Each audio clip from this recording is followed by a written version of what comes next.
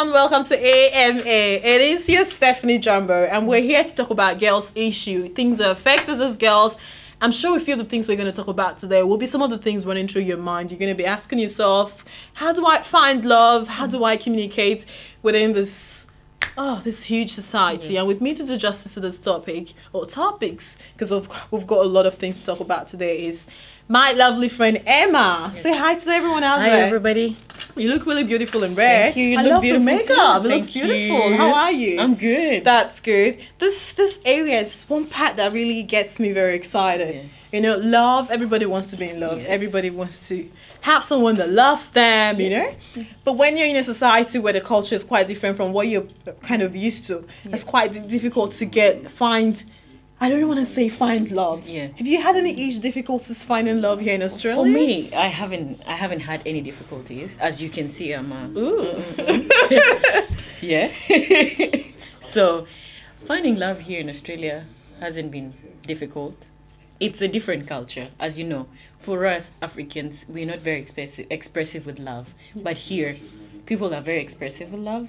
Have you noticed that? But the thing is, because I've spoken to a few of my black friends, a few of my African friends, and they've said things like most of the white men, in quote, they're kind of scared of talking to black girls because they've got this notion of black girls being very strong and, you know.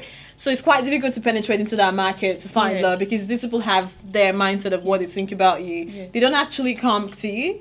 They have their own mindset of what they think. Have you ever noticed that? No, my friends, they don't have a problem with finding love.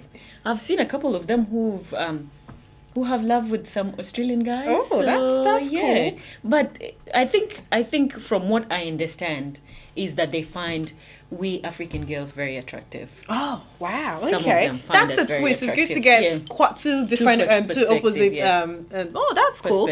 Because it's. Like, I, for one, I remember when I started at school here, when I first went to class, I had all those guys staring at me. Initially, I thought it was because I thought because I was pretty beautiful, you know?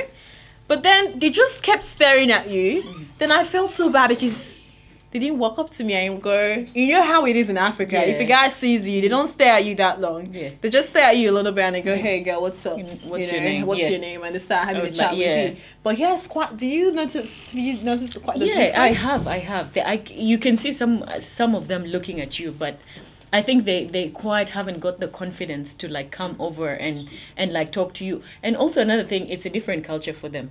Here is it's more open for the girls to walk up to the guys and be like, oh, can we talk? Can we exchange each other's numbers? But there, back in or where we come from Africa, it's more the responsibility of the guy to walk up to the girl and you know, make all those approaches. And that's really interesting. It is. That's really interesting. Maybe that's how it is here for them. Maybe they're looking at you to say, hey girl, I'm interested. Do you want to come over and talk to me or something? Of course not. I'm going to stick to my African roots. I want someone to come talk to me. No, although they have a little bit. So, but the thing is, it's quite different because like, it's just, I don't know. But what about relationships? I'm very interested to know the relationships between this black and white people. How does it function? Like you said, you have friends who are going with. Do you think it functions properly? Like, for example, I had a friend, one of my friends was going out with this white guy.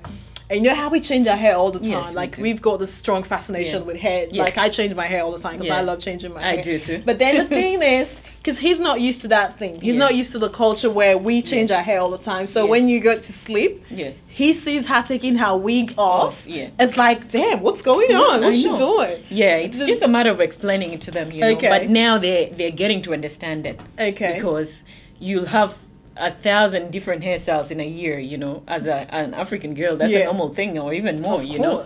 But it's just about educating them and telling them this is how we do. This is how our fashion is. This is how we do it. Yeah. You think?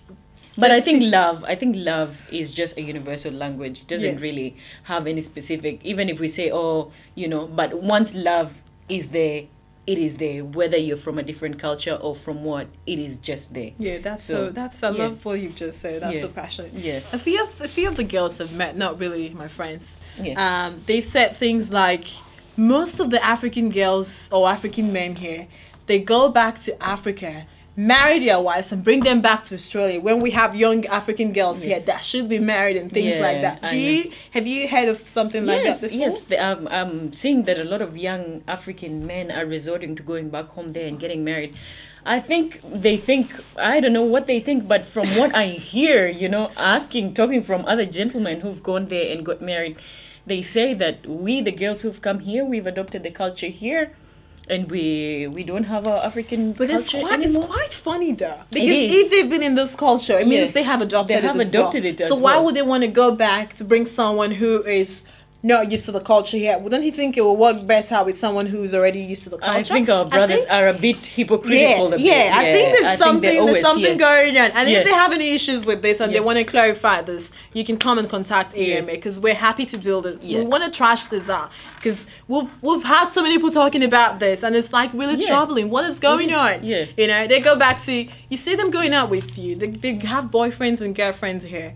And then when it's time to be serious, or when it's time to get serious, you see them running back to their various countries to get somebody, to bring somebody here.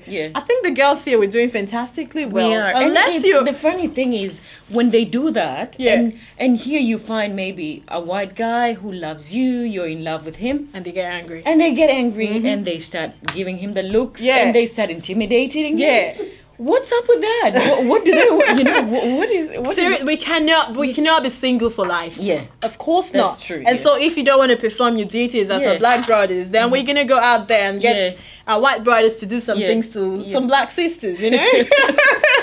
I like that. Of course.